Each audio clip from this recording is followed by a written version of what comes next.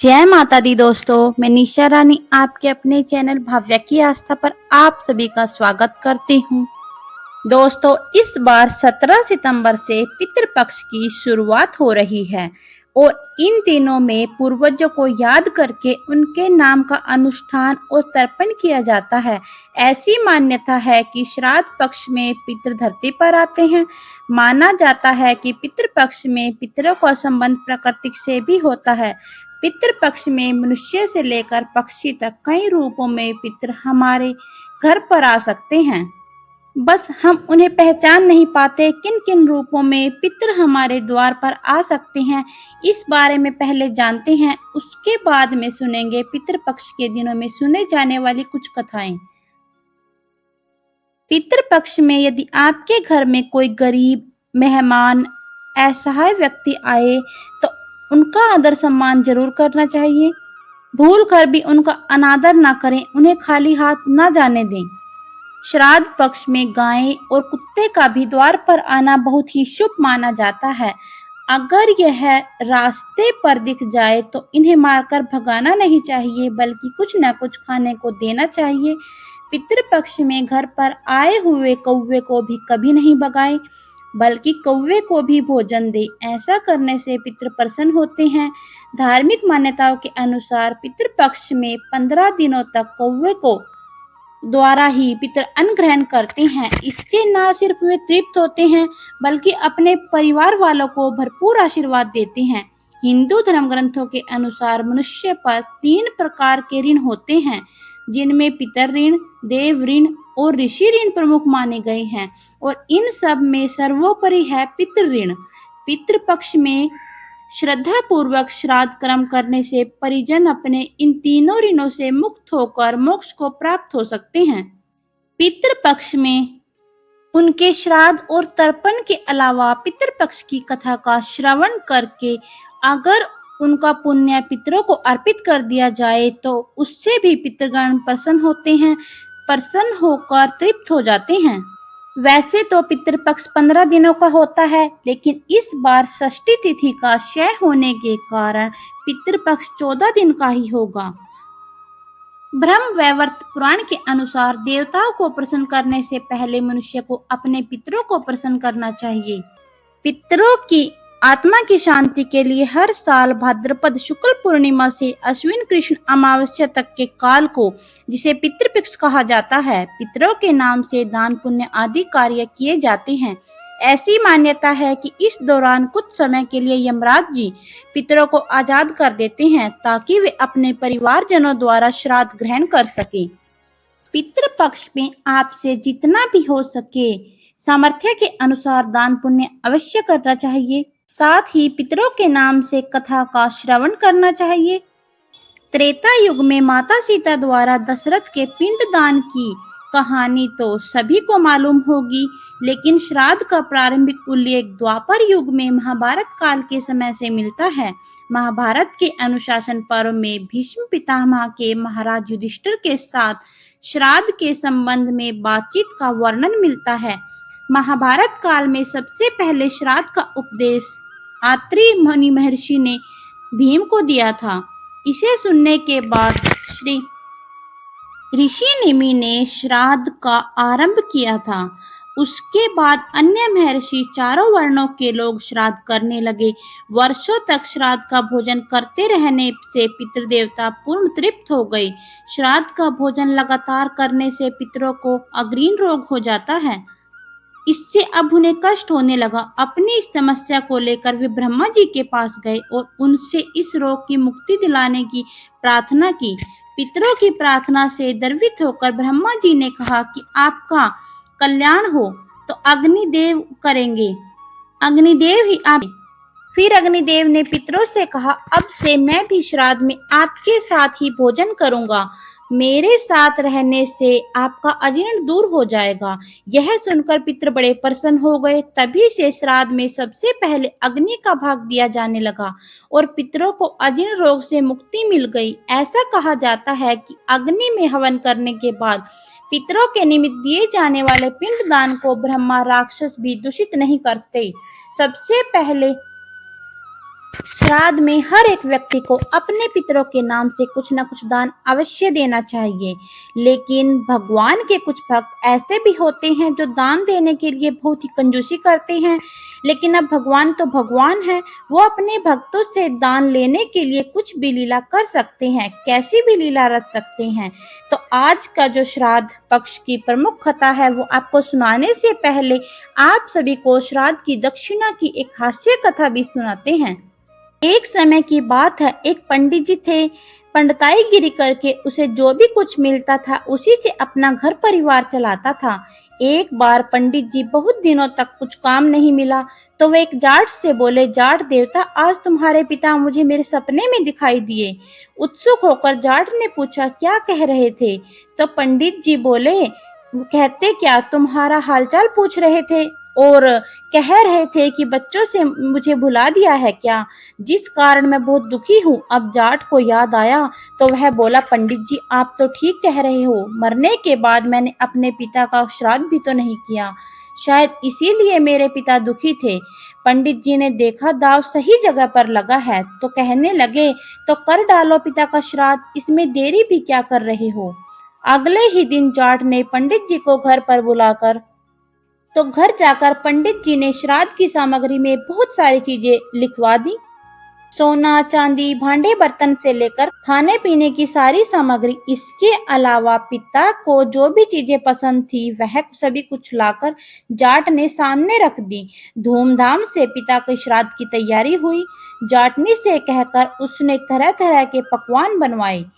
अब पंडित जी के मन ही मन बड़े खुश थे, सोच रहे थे आज तो बहुत ज्यादा माल उड़ाने को मिलेगा, साथ में इतना सारा सामान भी मिलेगा। अपने सामने एक आसन बिछाकर पंडित जी ने जाट को बिठा दिया और बोले, चलो श्राद्ध शुरू करते हैं। तुम्हें इस बात का ख्याल रखना है, जो मैं कहूँगा वही तुम्हें कहना है, जैसा मैं करूँगा वैसा ही तुम्हें करना है। जाट ने बात मान ली। दोनों आमने सामने जाकर बैठ गए। श्राद्ध शुरू हुआ।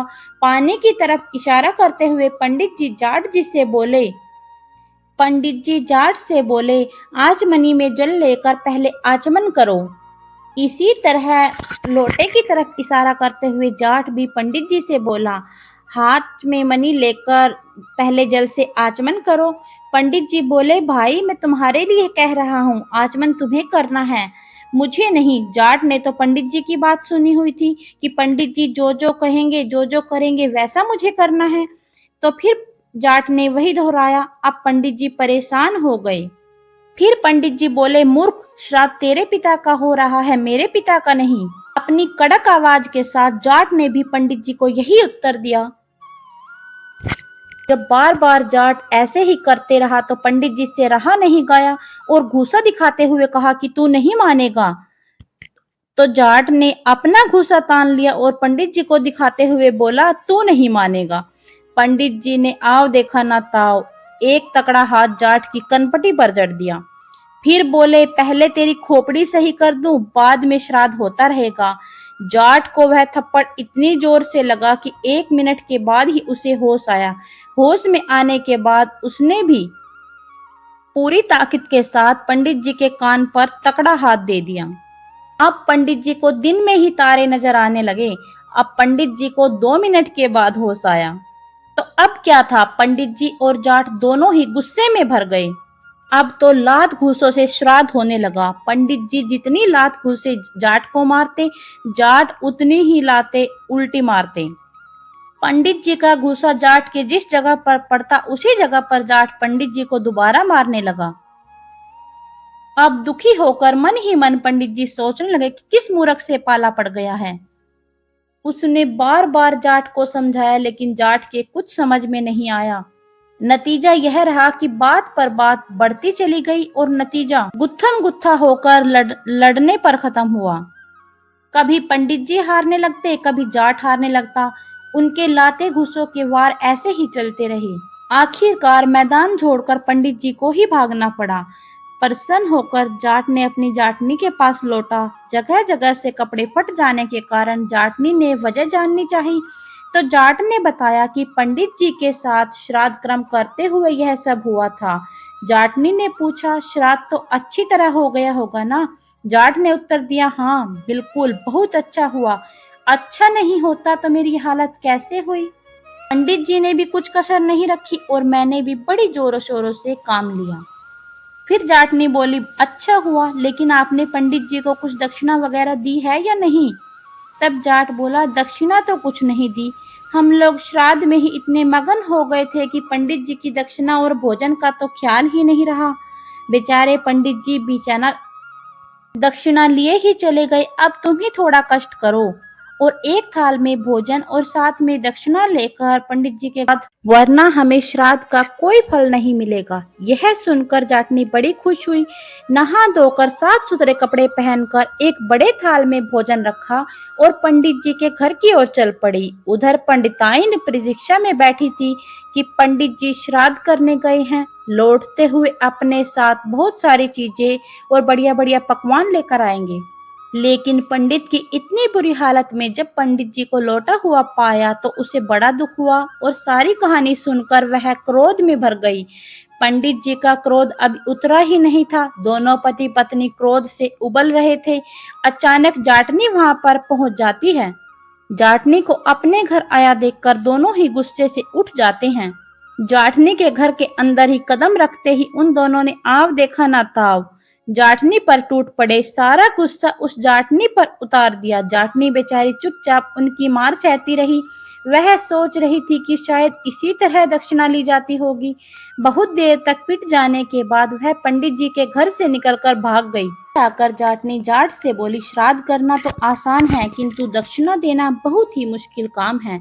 अगर तुम दक्षिणा देने जाते ना तब पता चलता कि कैसे दक्षिणा दी जाती है। तो दोस्तों, अब तो आप जान गए होंगे कि श्राद्ध की दक्षिणा देना कितना जरूरी होता है। नहीं तो भगवान दक्षिणा लेने के लिए कुछ भी कर सकते हैं। तो दोस्तों, ये थी श्राद्ध पक्ष की एक हास्य कथा। आइए सुनते हैं पितृपक्ष में रोजाना सुने जाने वाली एक पौराणिक कथा।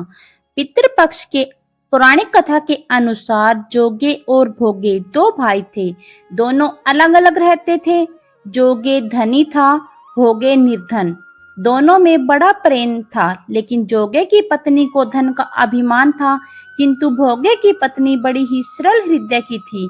पितृपक्ष आने पर जोगे की पत्नी ने उससे पितरों का श्राद्ध करने के लिए कहा, तो जोगे इसे व्यर्थ का काम समझकर टालने की चेष्टा करने लगा, किंतु उसकी पत्नी समझती थी कि यदि ऐसा नहीं करेंगे तो लोग बातें बनाएंगे। फिर उसने अपने मायके वालों को दावत पर बुलाकर अपनी शान दिखाने का यह उचित अवसर समझा। अतः वह बोली, आप शायद मेरी परेशानी की वजह से ऐसा कह रहे हैं, किंतु इसमें मुझे कोई परेशानी नहीं होगी। मैं भोगे की पत्नी को बुला लूंगी, दोनों मिलकर सारा काम कर लेंगे। फिर उसने जोगे को अपने पीहर न्योता देने के लिए भेज दिया। दूसरे दिन उसके बुलाने पर भोगे की पत्नी सुबह सुबह आकर काम में जुट गई। उसने रसोई तैयार की, अनेक पकवान बनाए, फिर सभी काम निपटाकर अपने घर गई। आखिर उसे पता था कि पितरों का श्राद्ध तर्पण करना है। इस अवसर पर न जोगे की पत्नी ने उसे रोका और न वह रुकी। शीघ्र ही दोपहर हो गई। पितर भूमि पर उतर आए। जोगे भोगे के पितर पहले जोगे के यहाँ गए तो क्या देखते हैं कि उसके ससुराल वाले वहां पर भोजन में जुटे हैं। निराश होकर वे भोगे के यहाँ गए। वहां क्या था, मात्र पितरों के नाम पर अगियारी दे दी गई थी। पितरों ने उसकी राख चाटी और भूखे ही नदी के तट पर जा पहुंचे। थोड़े देर में सारे पितर वहां पर इकट्ठे हो गए। सब पितर अपने अपने श्राद्धों की वहां पर आकर बड़ाई करने लगे। जोगे भोगे के पितरों ने भी अपनी आप बीती सुनाई। फिर वे सोचने लगे, अगर भोगे समर्थ होता तो शायद उन्हें भूखा न रहना पड़ता, मगर भोगे के घर में तो 2 समय की रोटी भी नहीं। अचानक ही वे नाच नाच कर गाने लगे कि भोगे के घर धन हो जाए, भोगे के घर धन हो जाए। सांझ होने को हुई। भोगे के बच्चे को कुछ भी खाने को नहीं मिला था।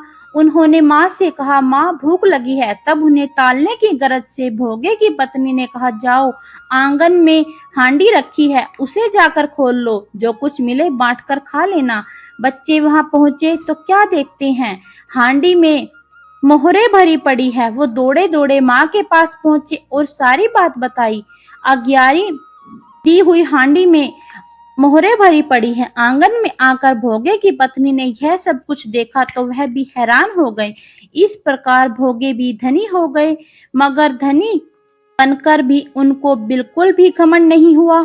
दूसरे साल जब पितृपक्ष आया, श्राद्ध के दिन भोगे की स्त्री ने 56 प्रकार का भोजन बनाया, ब्राह्मण को बुलाकर श्राद्ध किया, भोजन उनको करवाया, जेठ जेठानी को बुलाकर भोजन करवाया, उनको सोने चांदी के बर्तनों में खाना खिलाया। इससे पितृ प्रसन्न हुए तथा तृप्त हुए।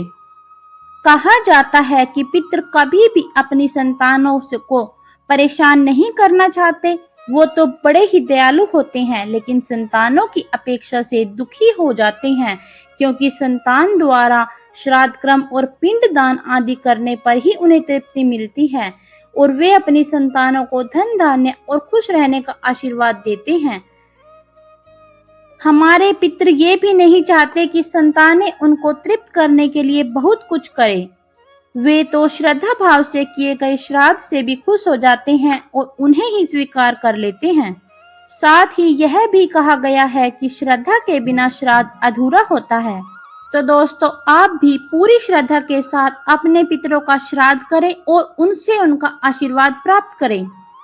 आज की वीडियो में इतना ही, फिर मिलेंगे एक नई वीडियो के साथ। तब तक के लिए नमस्कार, जय माता दी।